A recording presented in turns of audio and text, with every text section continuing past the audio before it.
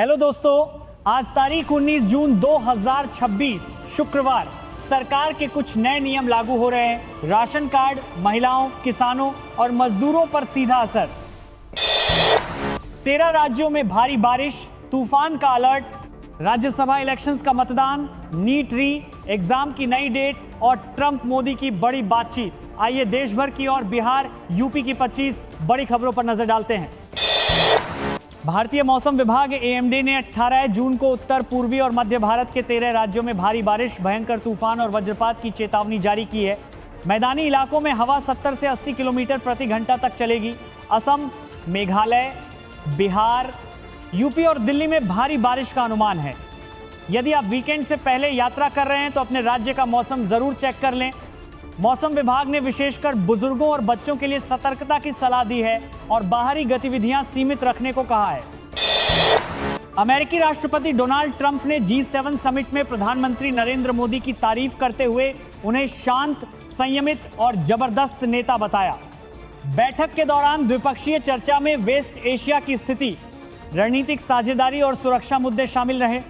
Trump ने कहा कि व्हाइट हाउस में भारत का दोस्त रहेगा, जिससे द्विपक्षीय रिश्तों में उत्साह दिखा।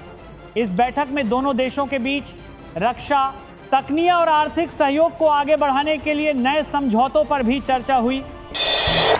आज सराफा बाजार में सोना करीब 72,500 रुपए प्रति 10 ग्राम और चांदी लगभग 86,200 रुपए प्रति किलो दर्ज हुआ।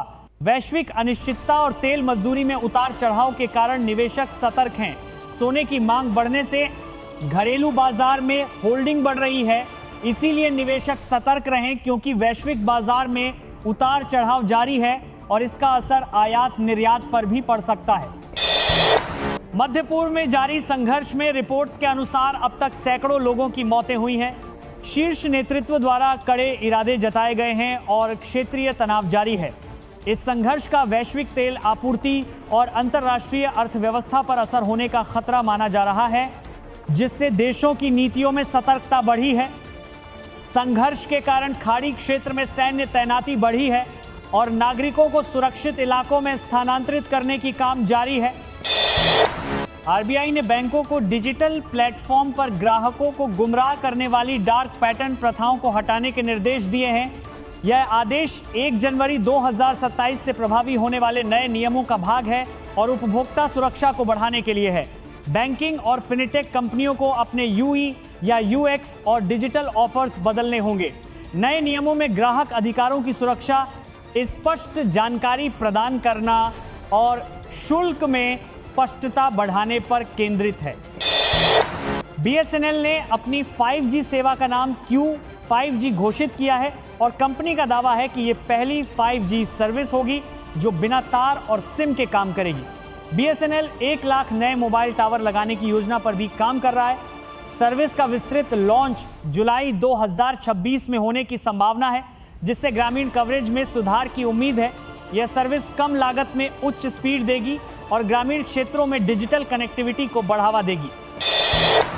नीट 2026 की री एग्जाम तैयारियों पर उच्च स्तरीय बैठक हुई और री एग्जाम के लिए 21 जून की तारीख तय की गई है।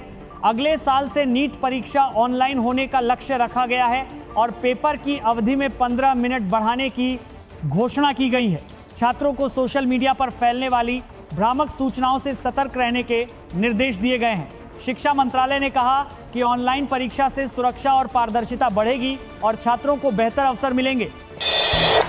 केंद्र सरकार ने राशन कार्ड धारकों के लिए नए नियम जारी किए हैं, जो 19 जून से लागू होंगे। इन नियमों में फेयर प्राइस शॉप पर कड़ाई, स्थानीय स्तर पर राशन की गुणवत्ता जांच और प्रत्येक परिवार से महीने में कम से कम एक बार राशन कार्ड अपडेट कराने की आवश्यकता शामिल है, ताकि लाभार्थियों तक पारदर्शी वितरण सुनिश्चित हो। इससे गरीब परिवारों को राशन मिलने में आसानी होगी और डुप्लीकेट कार्ड रोकने में मदद मिलेगी। नियमों का उद्देश्य राष्ट्रीय खाद्य सुरक्षा अधिनियम के तहत सहायता को और प्रभावी बनाना है।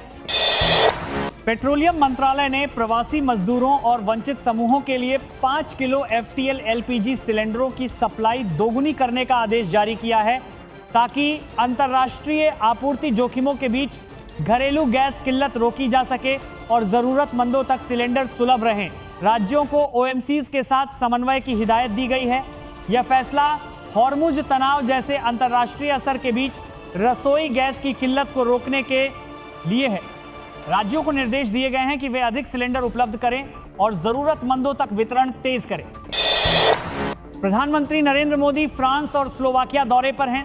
फ्रांस में मैक्रोन से मुलाकात और स्लोवाकिया में द्विपक्षीय बैठकों के जरिए भारत यूरोप साझेदारी को मजबूत करने पर चर्चा होगी। यह दौरा रणनीतिक, आर्थिक और रक्षा सहयोग को आगे बढ़ाने के इरादे से है।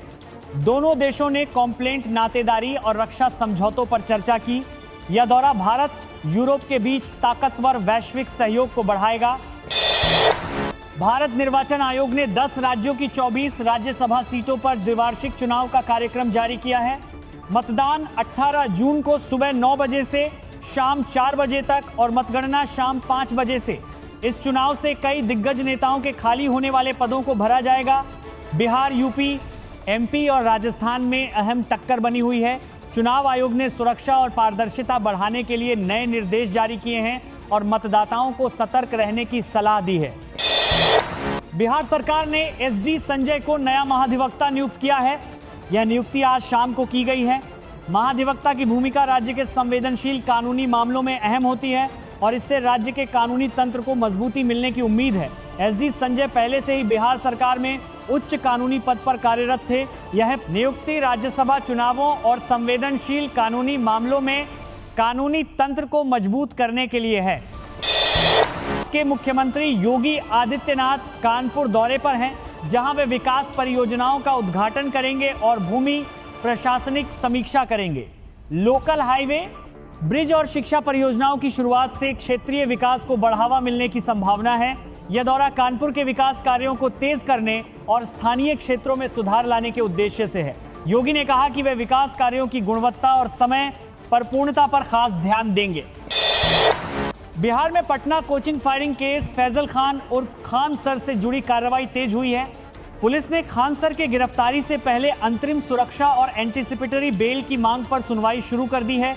इस मामले में प्रदर्शन और राजनीतिक गतिरोध जारी है और सुरक्षा घटने पर विपक्षी नेताओं के बयान बड़े चर्चा में आए हैं। पुलिस ने गंभीरता को देखते हुए जांच तेज कर दी है और संबंधितों को गिरफ्तार करने की तैयारी में है। बिहार की एमएलसी इलेक्शंस में एनडीए ने 9 सीटें अकेले जीती और नीतीश कुमार के पुत्र निशंत कुमार को जेडीयू टिकट मिला, जबकि पावन सिंह समेत कुछ नाम बिहार के लोकप्रिय चेहरे बने रहे। इस चुनाव से बिहार में राजनीतिक समीकरणों पर प्रभाव देखा जा रहा है और स्थानीय गठबंधन पर असर की आशंका रहती है। भारतीय रेलवे ने 19 जून को पूरी रूट पर कुछ ट्रेनों को कैंसिल किया है। यात्रियों को अनटेस्ट पर स्टेटस चेक करने की सलाह दी जा रही है। मौसम व परिचालन कारणों से यह कदम उठाया गया है और यात्रियों को वैकल्पिक व्यवस्था के लिए तैयार रहने को कहा गया है। रेलवे ने कहा कि वे यात्रियों को वैकल्पिक ट्रेनों और परिवहन की जानकारी दे रहे हैं और कैंसिल की गई ट्रेनों के लिए रिफंड की प्रक्रिया शुरू कर रहे हैं। केंद्रीय खाद्य एवं औषधि विभाग ने दवा कंपनियों से कहा है कि वे अब हर महीने दवा गुणवत्ता की रिपोर्ट जमा करेंगे और स्थानीय स्तर पर रैंडम टेस्ट बढ़ाए जाएंगे। यह कदम दवाओं की सुरक्षा और मरीजों की रक्षा के लिए उठाया गया है। इससे दवा कंपनियों को गुणवत्ता रिपोर्टिंग में सतर्कता बढ़ानी होगी और मरीज सुरक्षा में वृद्धि होगी। विभाग ने कहा कि नियमों का पालन नहीं करने पर कड़ी सलूक होगा और दवा कंपनियों को सतर्क रहने की सलाह दी। आईएमडी ने 19 जून के लिए यूपी, बिहार और ओडिशा समेत कई हिस्सों में भीषण लू का अलर्ट जारी किया है। वहीं कुछ हिस्सों में मानसून की सक्रियता से अचानक भारी वर्षा का भी खतरा है। लोगों से कहा गया है कि वे विशेषकर बुजुर्गों और बच्चों का ध्यान रखें और बाहरी गतिविधियां सीमित करें। मौसम विभाग ने कहा कि गर्मी और वर्षा के बीच अचानक बदलाव से स्वास्थ्य पर असर हो सकता है, इसलिए लोगों से सतर्क रहने की सलाह दी। शिवसेना संसदीय दल की बैठक बुलाई गई है। 6 सांसदों की बगावत के बाद व्हीप जारी कर सभी सांसदों से बैठक में शामिल होने को कहा गया है। राजनीतिक गतिरोध से गठबंधन पर असर की आशंका है और राज्य की राजनीति पर निगाहें टिकी हैं। बैठक में गुटबाजी और गठबंधन पर असर की चर्चा होगी और सांसदों से बैठक में शामिल होने कहा गया। शिवसेना के अंदरूनी संकट बढ़ रहा है और बताया जा रहा है कि यूबीटी के 9 में से 6 सांसद शिंदे गुट में शामिल हो गए हैं। यह महाराष्ट्र की राजनीति में बड़ा झटका माना जा रहा है और स्थानीय राजनीतिक समीकरण बदल सकते हैं। इससे गठबंधन पर असर की आशंका है और स्थानीय राजनीतिक समीकरण बदल सकते हैं। CTAT 2026 का रिजल्ट ऑफिशियल वेबसाइट पर जारी कर दिया गया है। क्वालिफाइड उम्मीदवार अब शिक्षण पदों के लिए आगे के आवेदन कर सकते हैं और प्रमाण पत्र डाउनलोड करने की सलाह दी जा रही है। रिजल्ट के बाद क्वालिफाइड छात्रों को टीचर पदों के लिए आवेदन करने की मंजूरी मिलेगी। ऑफिशियल वेबसाइट पर प्रमाण पत्र डाउनलोड करने की सलाह दी जा रही है।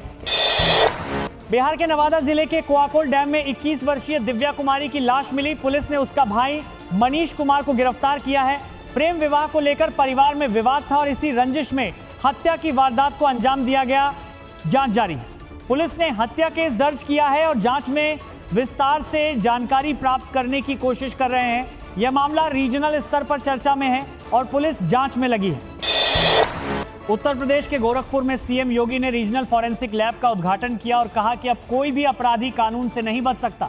फॉरेंसिक साक्ष्य मिनटों में सच बताएंगे। यह लैब अपराध के खिलाफ सरकार के जीरो टॉलरेंस और सुरक्षा को मजबूत करने के लिए है। फॉरेंसिक लैब से अपराधों की जांच तेज होगी और अपराधियों को जल्दी पकड़ने में मदद मिलेगी।